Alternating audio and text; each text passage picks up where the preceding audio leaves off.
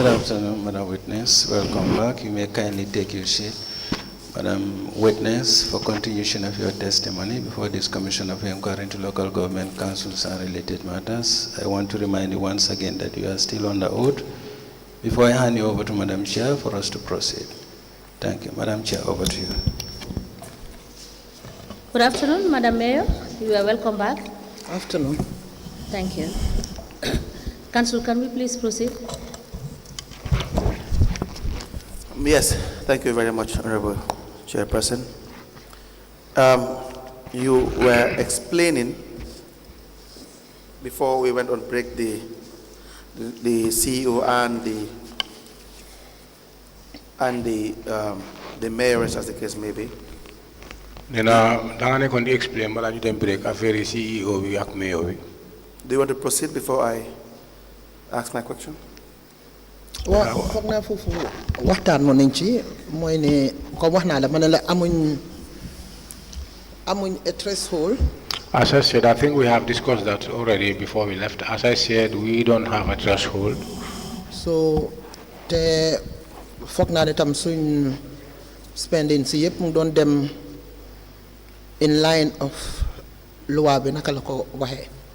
And as I said, all their expenditures was online with the law. No, it was not. That is the issue. It was not because the law was not followed. Nena déedéet nena àndut ak loi bi parce que soo seetee ñoom nu ñoon di doxal mbir mi ak loi bi àndut. Because if they have, if they are spending money unilaterally, dépense bi nga xam ne ñu ngi ko di def without the necessary check and balance, nena te toppuñ wala bàyyi xel check and balance bi. then there is the risk of misappropriation of funds. Nena loolu soo ko seetee loolu dana isi risque wala dina ubbi yoon pour nga gis ne funds yu bëri dinañ manqué wala miss of funds. And mismanagement of funds. te dafa nekk tamit ñàkk a toppatoo xaalis bi wala mismanagement of funds. Do you understand? Nena understand nga. waaw. Yes.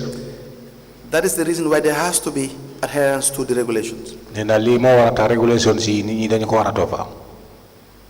Understand? You know Fatou Mbenga? Nena xam nga ku ñëw wax Fatou Mbenga. waaw. Yes. Who is Fatou Mbenga? Nena kooku mooy kan suñu ne Fatou Mbenga. mooy député PRO bi. Deputy PRO. And who was the PRO? Nena ku nekkoon kan moo nekkoon PRO. Modou Lamine bi ba. Modou Lamine bi ba. Now, there were several payments Nena am na ay fee yoo xam ne def nañ ko. made to Fatou Mbenga. te fee nañ ko Fatou Mbenga. Now, I will show you the vouchers. Nena dina la woon vouchers yi. You have voucher number 0000, sorry, BCC PV220000417. Nena benn bu njëkk bi boobu la lay woon nomba bi la moo wax ni 00. You have 22001145. 22111045. Yes, all these vouchers Nena voucher yëpp were payments made to Fatou Mbenga. nena nekk na voucher yoo xam ne fee bi nga xam ne def nañ ko Fatou Mbenga.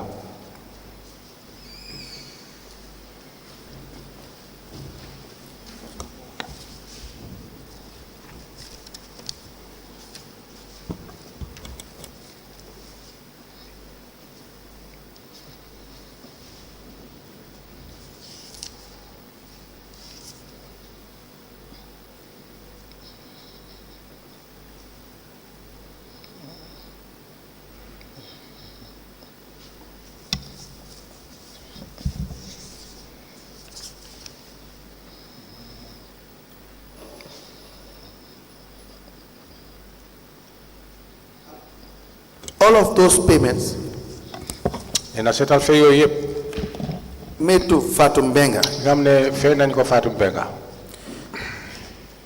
were apparently made in her name. Nena def nañ ko si turam.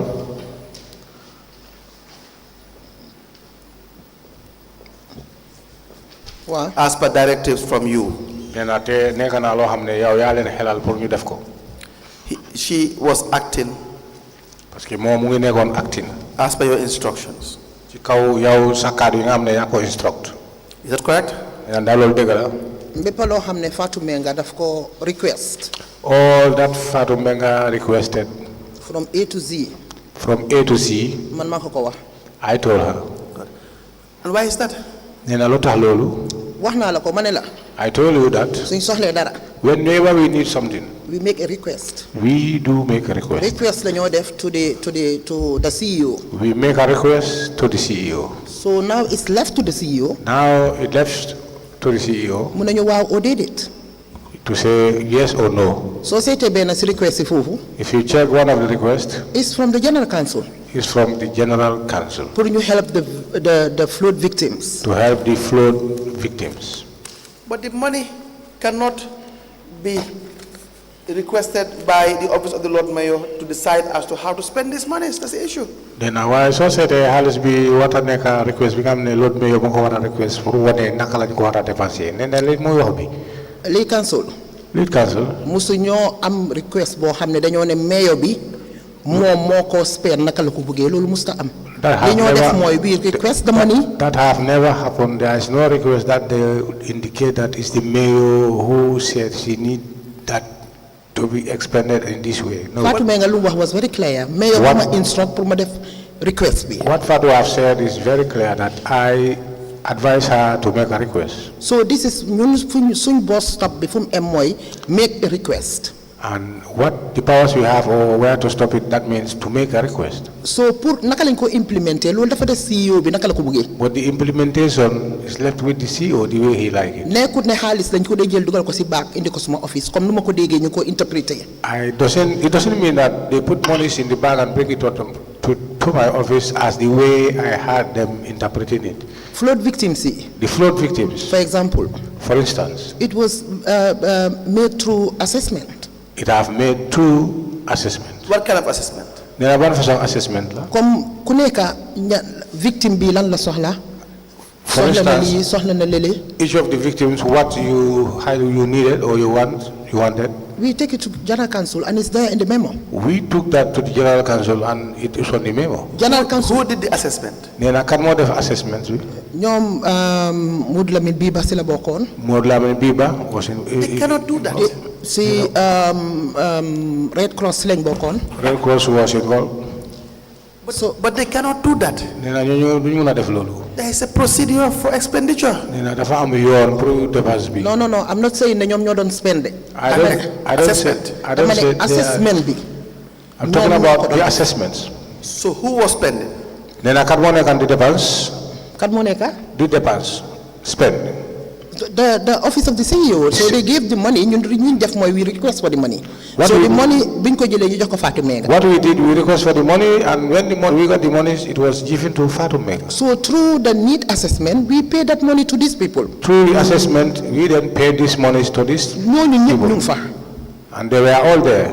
And who does the payment? Nena kat moo def fay bi. Fatou Menga. Fatou Menga. That is what is wrong. Nena loolu moo àndut ak yoon. I totally agree ak yow. nangu naa ko waaye at that time. I agree, but it happens at that time. soo ma ko waxoon sax du ma ko nangu. If at all it is myself, I will not even agree. Because we thought we were doing the right thing. Because that was not the right thing. It is good you are admitting. Nena bana ko kome yange nangu. Please listen to what she's saying and you interpret it rightly. Very well. Because she has said that at that time she thought she was doing the right thing and you did not interpret. Very well. Thank you, Madam Chair. I said it is good that you are honorable in admitting. Nena bana de nena danga neka ko xamne dang de nangu. Waaw because dama ñëw fii pour jàng xam nga tey su loolu xewee tey. Yes, because I came here to learn if that happens again in Banjul. Dinañ ko defee a different way. We will do it in a different way. Because, for instance, this voucher of $400,000 is. Then associated voucher be more $400,000. Where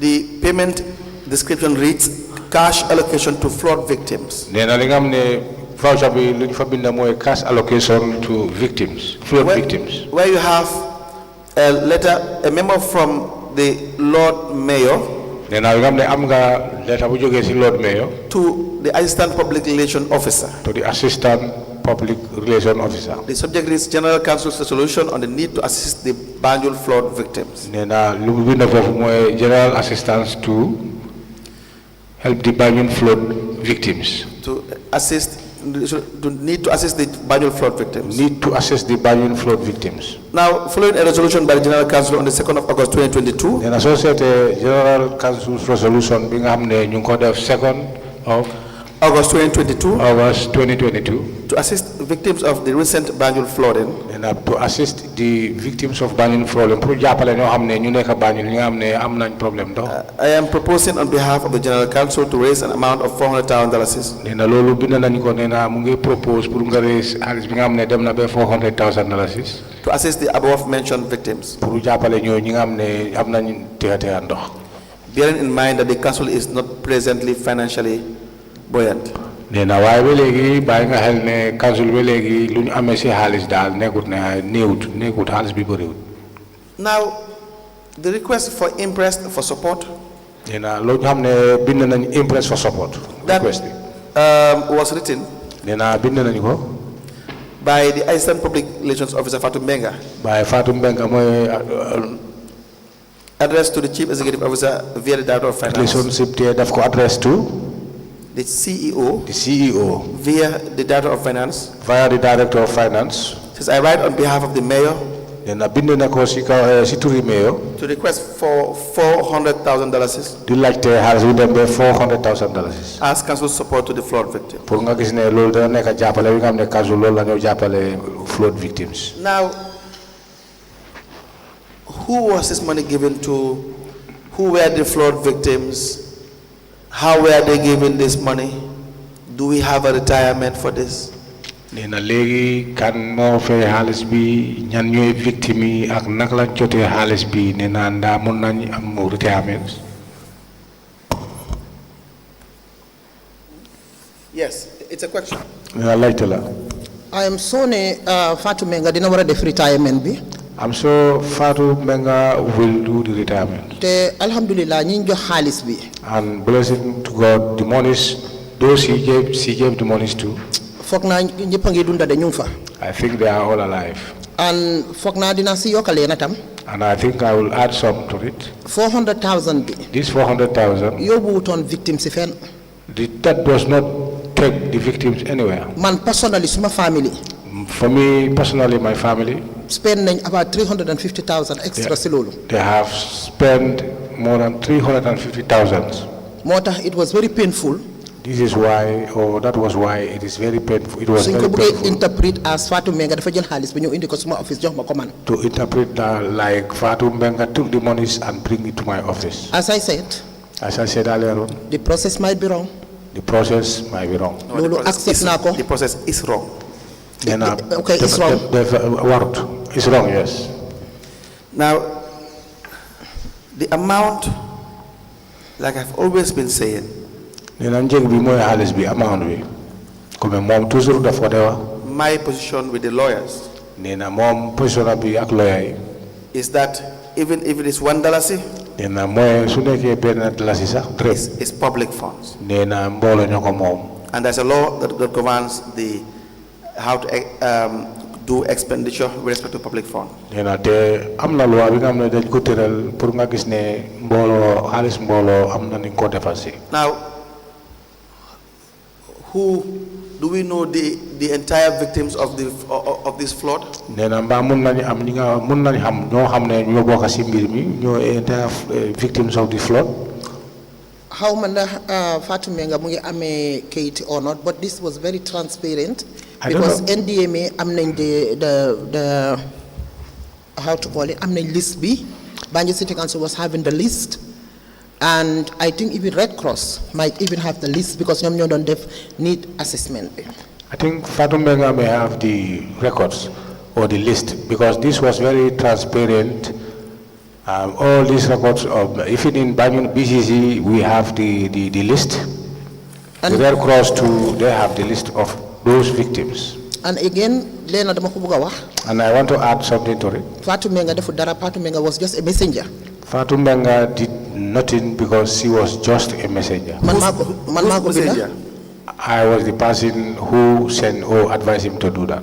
Mako binda. I wrote it. Mo binda CEO bi. I wrote to the CEO. Ñu jox ko xaalis bi. And the money was given to her. Mo implement process bi. And implemented the process. So she followed your instructions. Then mom kon nga gis ne sa instructions bi la top la. Ak bu CEO bi. And that of the CEO. Because the process of naka la ñoo defee xaalis bi. Because the process of how we are going to spend the monies. How naka lañ ko implementer. How are we going to implement? Lolu is not my mandate. That is not my mandate. Man lima mun moy. What all I know or what I did was. Lima General Council Center. What the General Council advised me to do. Man loolu laa def. That is what I did. Was there a committee? Why to sum it up? Was there a committee for this? I'm not committee.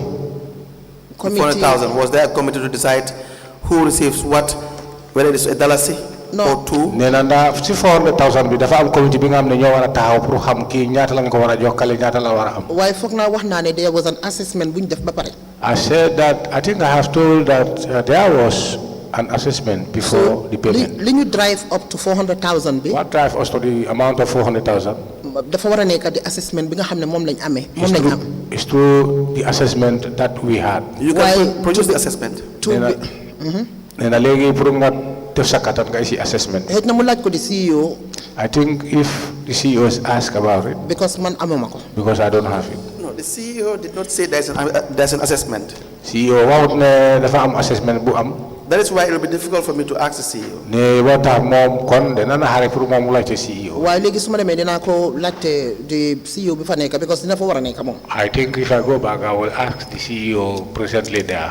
Fatou Mbenga was also paid $30,000 for disbursement of media coverage for the 4th town hall meeting on Saturday 19th of March 2022. Nena Fatou Mbenga tamit joxe nañ ko lu dem ba $30,000 yi nga xam ne loolu pour yóbbu ko si radio bi lu ñëw waa media coverage bi.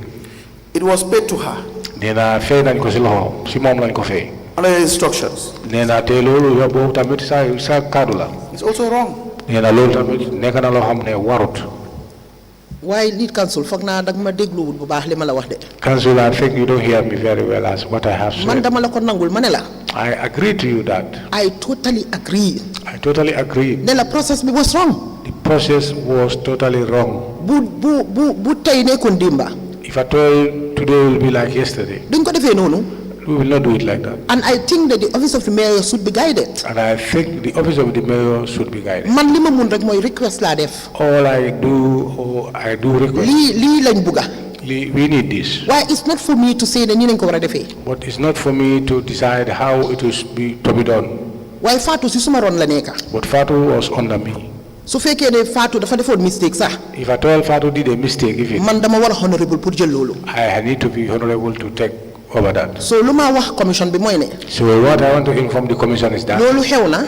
That had happened. Su nekkoon tey. If I told it is today. Neneen lañ ko defee.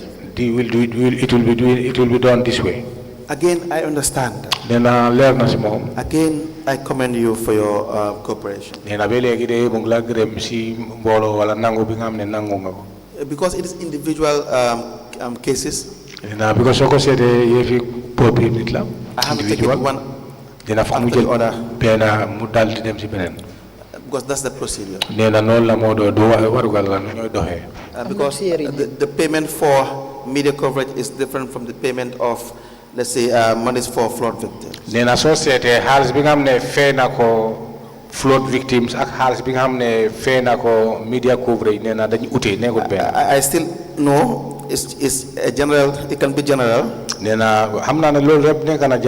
so you admitted to the fact that the process was wrong. But let's just still exhaust some few of these vouchers. Do you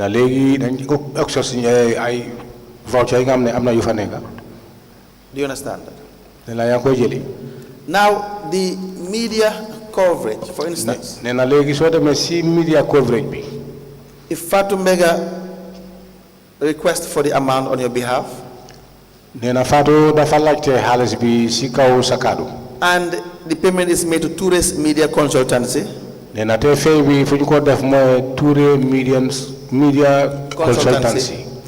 the question is, how did you contract Tourist Media Consultancy.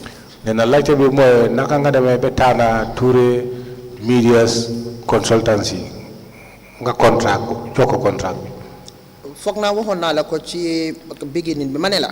I think I have told you at the beginning that niñ daan demee mooy. the way we were going was nii la ko council daan defee nii lañ koo defee. like this is what they always do. This is what council normally do. This is how they do. amul si benn process bu jaar. We don't have any process that we follow. dañoo seet comme ne GRTS nañ soxla si suñ programme bi. We will see and check if we need GRTS in our program. ñu oo GRTS. We call them. ñu seet ne Fatou Network lañ soxla. If we need Fatou Network. ñu call Fatou Network. We call Fatou Network. noonu rek la woon. That was how we were doing it. But why is that? nee na lu tax loolu.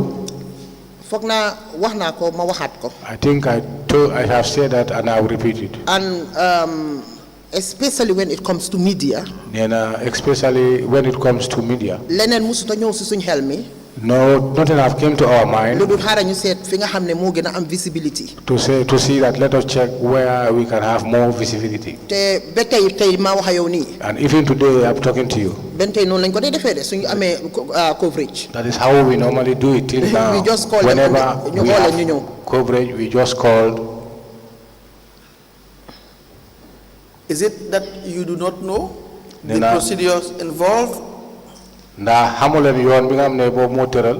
Or that it was just simply disregarded? Wala just da ngeen ko xam waaye yéena ko faalewut. Lead counsel. Lead counsel. foog naa wax naa ko waxaat ko. I think I said that and I will say it again.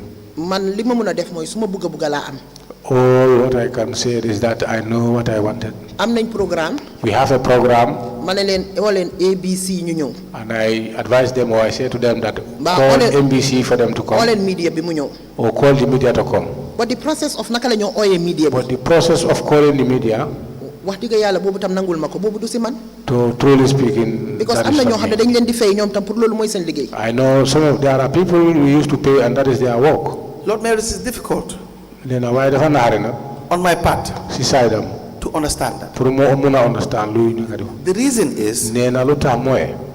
And this is what I want to understand. Nee na loolu la bëgg a yëg. Because for instance, where there is a law that says payment should be made in this format. Nee na su fekkee ne am na loi bi nga xam ne dafa tëral ne fay bi nii lañ ko war a def.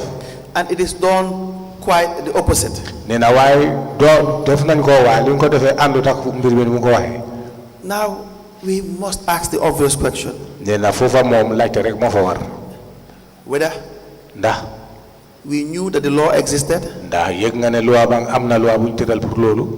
Or whether ndax there was no knowledge of the existence of the law. xamuloo wala amuloo xam-xam ne am na loi bu nga xam ne dañ ko tëral. Because the two are different. Because ñaari yi bokkuñ. Because if you knew that there is a law, nee na soo ko yëgee wala nga yëg ne am na lu ñu tëral loi bu ñu tëral pour loolu. then it may suggest that the action is deliberate. nee na booba nit lu mu war a gis mooy kon li ngeen def da ngeen ko tey. know that there is a law governing that. bu fekkee ne xamuleen ne am na loi bu fa nekk. It may be that was done by mistake. nee na kon nit mun na wax ne loolu def ngeen ko waaye juum ngeen. That is why I'm having this discussion. nee na lii moo tax mu ngi waxtaan ak yow. The same goes with the subsequent mayors that will come and the CEOs. Mr. Bachili is outside. nee na soo ko seetee yëpp ànd soo ko seet si CEO bi Mr. Bachili mu ngi si biti. The other mayors, the CEOs, it's all the same law that's governing. nee na mayor yi ak CEO yëpp benn loi moo leen govern. That's why I asked, and I asked again, was it done with full knowledge of a law governing the payment structure, or was it done in ignorance of the law governing the payment structure? nee na lii moo tax mu ngi bëgg a pour nga leeral ko foofu ndax def ngeen ko ci kaw xamuleen ne dafa am loi bu tëral pour loolu wala xam ngeen ko yéen a faalewu leen loi bi. waaye lii kan su wax naa la ne the process.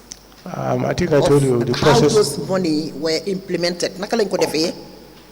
Of those monies were implemented. How did we do it? boobu du suma cër man pour ma wax the process naka la war a demee. That is not my side for me to tell them how the process should go. waaye I am honest enough pour wax la ne. But I'll be honest enough to tell you that. soo ñëwee si affaire media bi. If you come to the media. boobu de wax na suma diggante yàlla laa la wax de. I'm telling you between myself and God. ba tey ëllëg suñu amee programme. Today, tomorrow, if you have program. dañuy call media bi dana leen kaay leen. We used to call the media to say come. so boobu process bi nag. That process. boobu xëj na tamit soo ma ko mënee jàngal fii. If at all, I'll be teach from I can here. promise you election program. That knowledge, I promise you, tomorrow when you have a program, that is the way we'll do it. Because if you write requesting for money, it's different from writing requesting for a service. For instance, if you write to say that we need media coverage, and CEO should facilitate, that's different from saying we need $40,000 for media.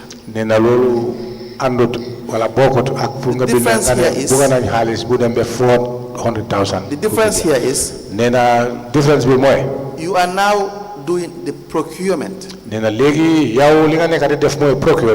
when there is already a procurement unit.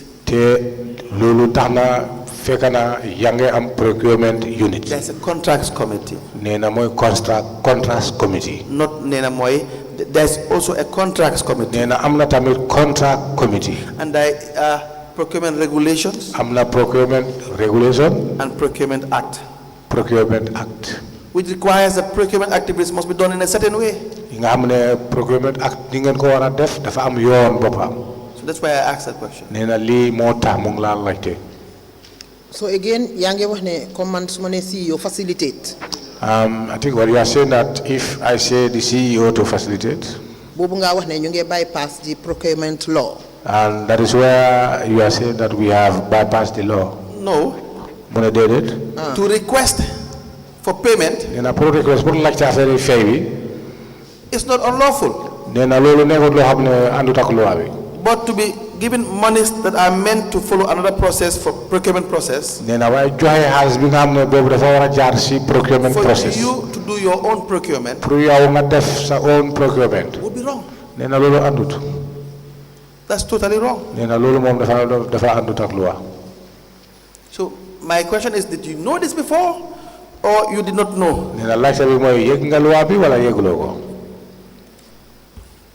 Why fogna lead council waxna la ko waxat la manela the process is not for me to do.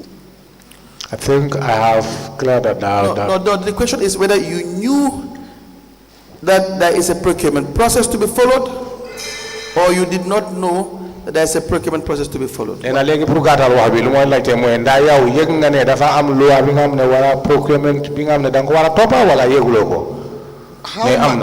many procurement dañ ko dey wara follow? For example, like the media, for example. I don't know that we should follow the procurement even for media.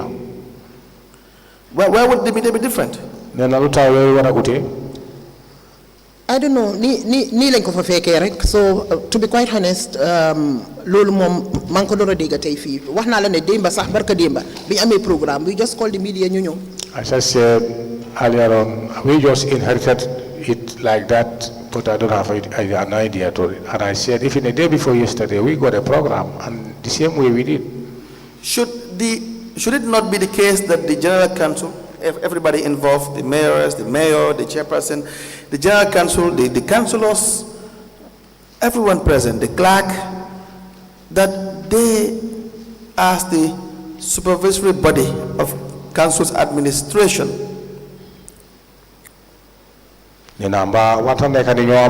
councils bi nga xamne ñepp yeen ñoo bokk ci councils dañu wara nek ñoo xamne dañu wara laccé that the General Council as the supervisory body of council general ñoo nek supervisory body ci council should be very familiar with all the laws regulating dañu wara nek wala dañu wara nek ñoo xamne loi bi yépp lu mëna lu térélé dañ ko wara xam té dañ ko wara tofa. So when the CEO goes left, they will know.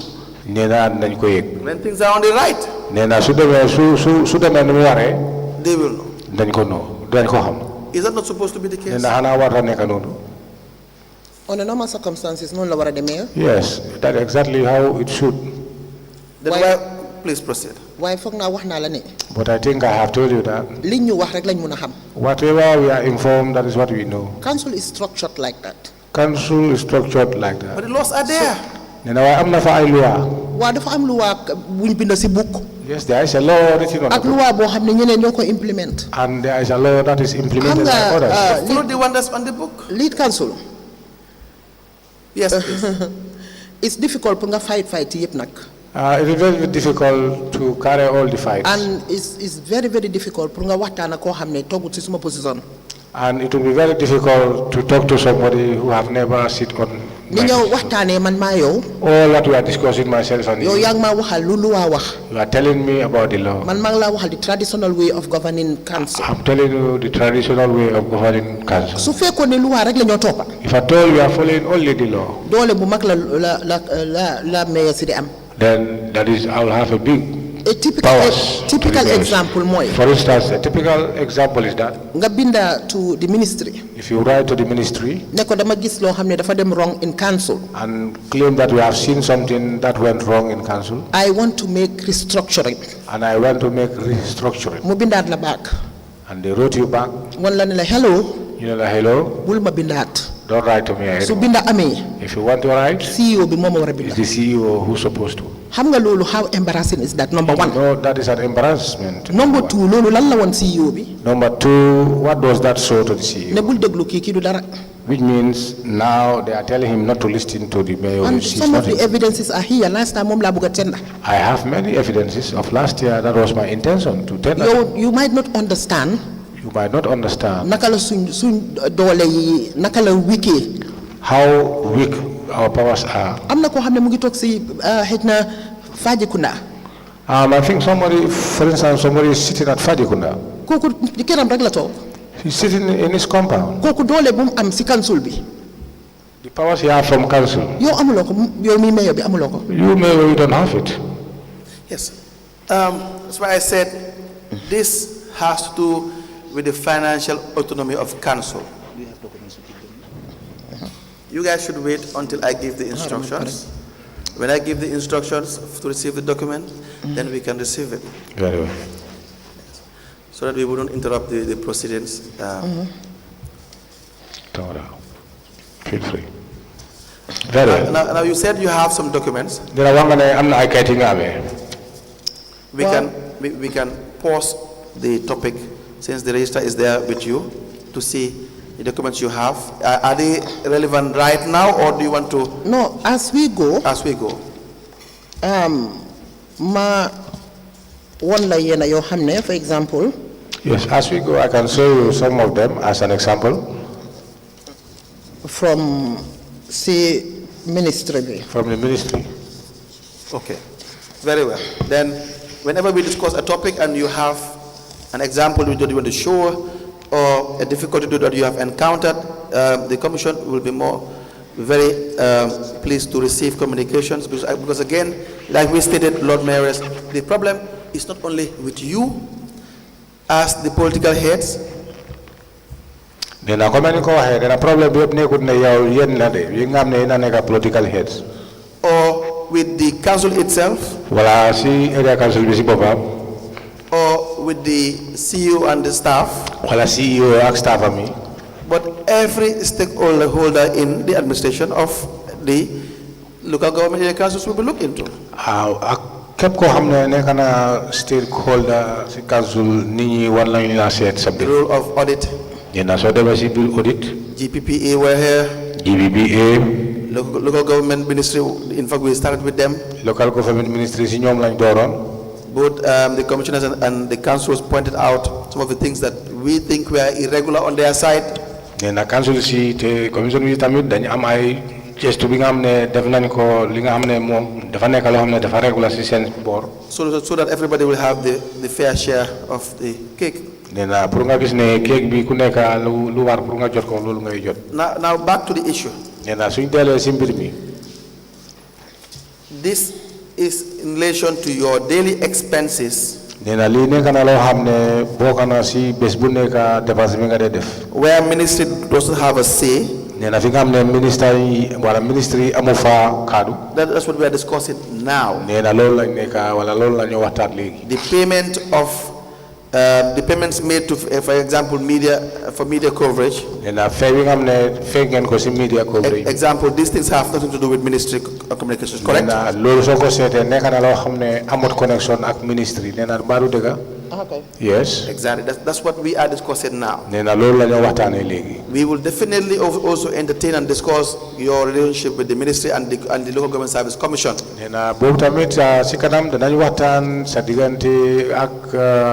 Ministry of. We will discuss your relationship with the Ministry of Local Government. Ministry of Local Government. We will also discuss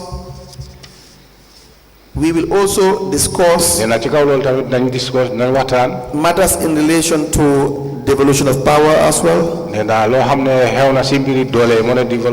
Of powers. To see the need to enhance control in certain areas. So we'll get to all of this. Yes. In the event you also think some things of importance, don't hesitate to bring it to the attention of the chairperson. If you are given latitude, you can buttress on those issues. Very well. Now, please proceed. I think is relevant. I had a letter of which I think is relevant to the discussion. To the discussions before we go past. Very well. Should I read it? Please let me have it so that we admit it, and then you can seek permission to read it.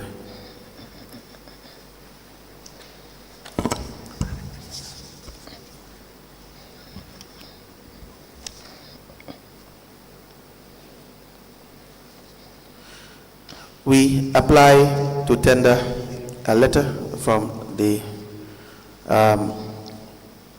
Mayoress.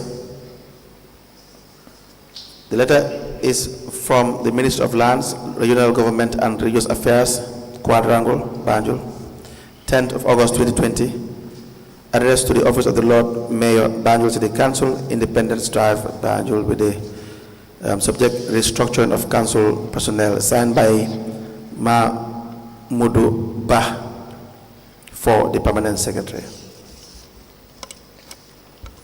to be admitted into evidence and marked as an exhibit.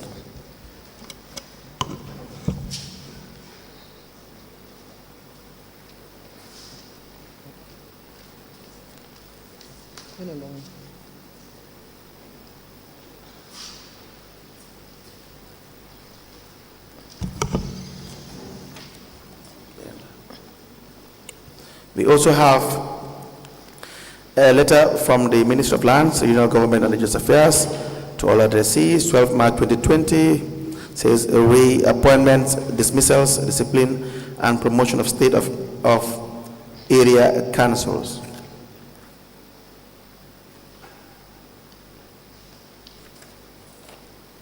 To be admitted together with the other document and marked as exhibit.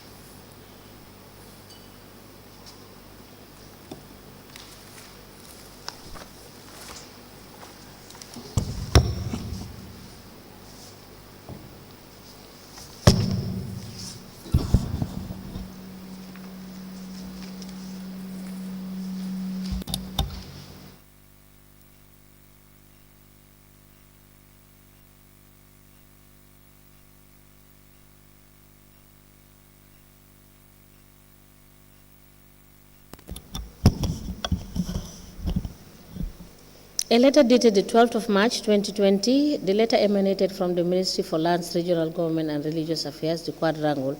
It has reference LM 35/131/01 in brackets 89. It has the subject re-appointments, dismissals, discipline, and promotion of staff of area councils. This letter is signed by Fatou Jiba for Permanent Secretary. It is addressed to all the councils and the directors of finance and chairpersons and mayors of the various councils. And it is further copied to the council, to the chairman of the Local Government Service Commission and chairman of Select Committee of the National Assembly on Lands, IEC, and Ombudsman. The second letter is dated the 10th of August 2020. It also emanated from the Ministry for Lands, Regional Government and Religious Affairs, the Quadrangle, and it has reference LM 35/131/01 in brackets 213. It is addressed to the Office of the Mayor, Banjul City Council, Independence Drive, and it has the subject restructuring of council personnel. It is signed by Mahmoud Ba for Permanent Secretary. These two documents are admitted together as exhibit in evidence, and they are marked as LGC/BCC/RL/002. As the commission places, do you want to talk about it? It's about discipline and dismissal, but then if you want to relate it to this issue, you may. Su fekkee ne am na li nga bëgg a wax si mbiri paper yi te na boobu lu ñu fa woon mooy discipline waaye su fekkee ne am nga li nga fa war a wax. We will still come back to the issue of matters of employment, discipline, and all that. But if you want to talk about it, discuss this issue, we can go ahead. Nena nañ ñëwaat si affaire yi employment ak discipline nena waaye su fekkee ne am nga li nga ko bëgg a li nga bëgg a wax si moom si kawam nena mun nañ continuer. Yes. So gisee ma indi ko. The reason why I brought it. Because we are talking about administration. Because the administration that we are discussing all about. And this is why I wanted to read the letter. Yes. And this is my reasons why I wanted to read this said letter. And want to underline something there. And there I want to underline something. Where the ministry stated clearly. Where the ministry have stated clearly. Because Society of Human Office of the Mayor, Banjul City Council, Independence Drive, restructuring of council personnel. Council personnel. I acknowledge receipt of your letter dated 27 July 2020 in relation to the above captioned subject. The restructuring of council personnel is purely administrative. Administrative, therefore, on behalf of the Permanent Secretary, I write to inform you that such letters should be written by the CEO for necessary action. I look forward for your usual understanding and cooperation. So if the mayor wrote to the ministry, dilen wax ne A, B, and C. If the mayor wrote to the ministry to say A, B, C. Lead council. Nga ne man may the head of that administration. And you said I am the head of that administration. Nga binda ma lu mel nii. And you wrote something like this to me. Di ma wax ne ma. Telling me that. The letter is just like, this is not your business, mind your business. It's showing me that that this is not your business. You and need then to mind your business. These letters. And these letters are public documents. And these are public documents. Lii dafa jógee ministry. This will come from ministry. Mu dem records. Go to records. Dem si loxo CEO bi. Go to the CEO. Dem si loxo ñeneen. Go to others. Exit to suma office. Come to my office. So the attitude dafa start. And the attitude will start. People will laugh at you. You want to discipline them, they will say, no, we don't have power, don't disturb us. I had that long time until I'm tired. A typical evidence of that money, and this is the typical example. And this was 2020. And this is 2020. They don't stop from there. Very clearly. And they wrote it very clearly. Discipline staff. And indicate to you that you cannot discipline any staff. That is totally mind your business. That is to indicate you need to mind your own business. Another memo. I have another memo here. And this mola wonela. And this will be showing you from outside. Something is happening if at all we don't get it from outside. Like from auditory. Like from auditors? From National Audit, for example. From National Audit? From the Office of the Ombudsman. The Office of the Ombudsman? From Minister of Finance. Minister of Finance? Di nga tok ci office bobu do ko musa xam. You will stay in the office and you will never know that.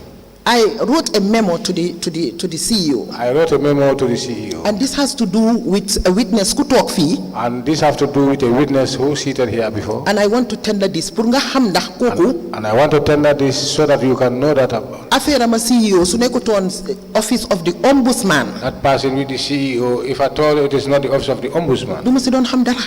I will not know anything. Very well. Now we will. So lii laa bëgg a tender bi itam. So this is another document.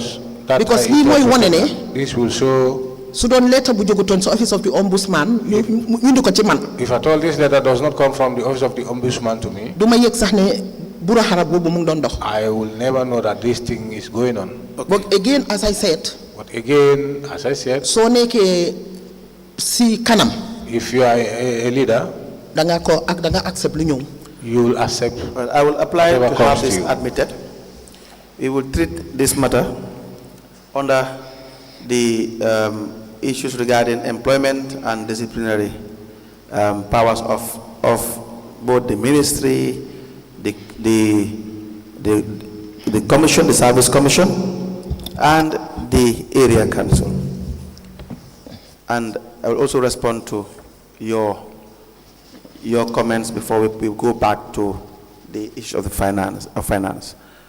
We applied to tender a letter from Lord Mayor's office to the Chief Executive Officer, 14th of April 2021, with the subject Re-Idanjai complaint of maladministration against the Banjul City Council, signed by Her Worship Lord Mayor Rohey Malick Lowe, to be admitted into evidence and marked as an exhibit.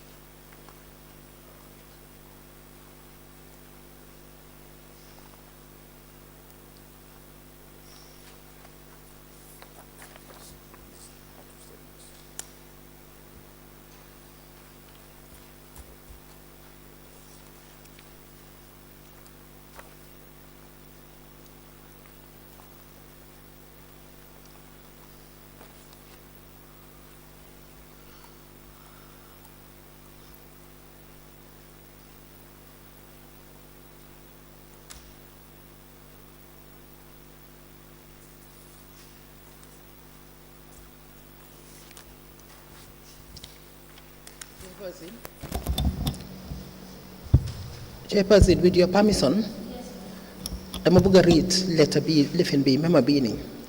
With your permission. Yes, let me admit the letter as an exhibit. Then we will give you.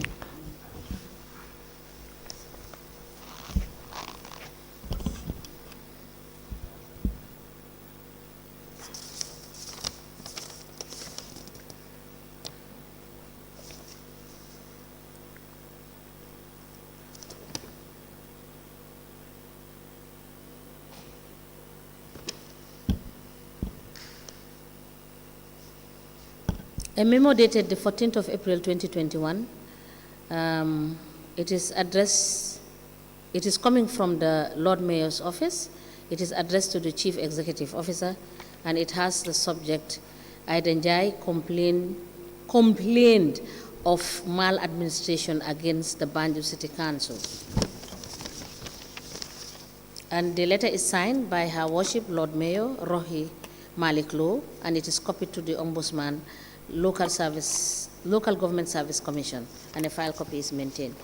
This memo is admitted in evidence as an exhibit, and it is marked as LGC/BCC/RL/003.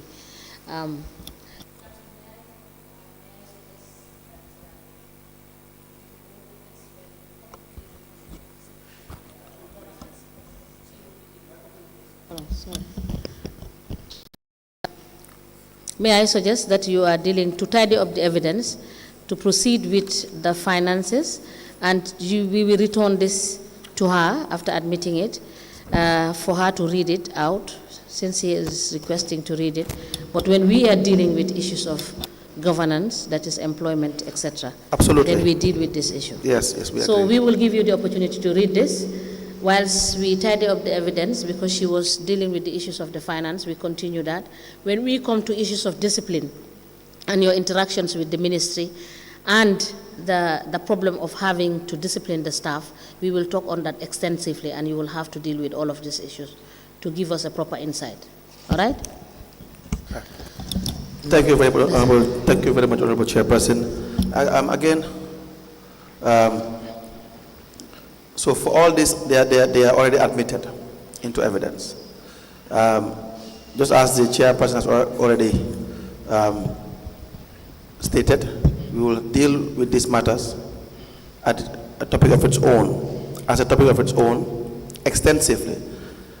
And again, for all other things that are related to this, or your administrative powers, or your problems with the ministry, or any other body, you always have the freedom to raise it at the right time. Okay?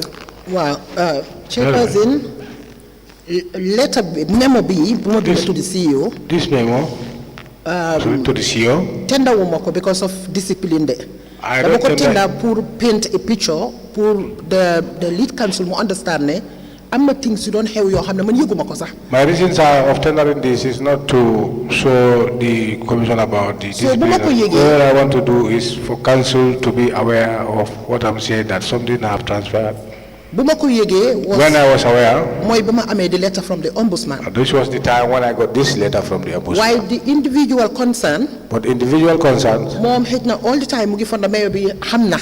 Because he is aware of all this at all the time. So picture buma try put paint. But the picture that I'm trying to paint here, to indicate to council that whatever is happening in council doesn't mean that mayor is aware of it. Madam Mayor, we very much appreciate the insight you are giving us as to some of the issues, because I recall listening to you earlier on before we went for our recess, as to you stating that some of the issues you had were very surprising to you when people gave evidence before this commission. And we do understand, and we know that there is that possibility, because we have seen facts to that effect. So we will give you the opportunity to relate all of this as we proceed in your testimony. All right? Thank you. Very well. It already appears to be time, 1 o'clock. Chair. Yes. Is GRTS gone off? All right. So we will break for lunch, and we will be back by 2. Thank you. We may rise.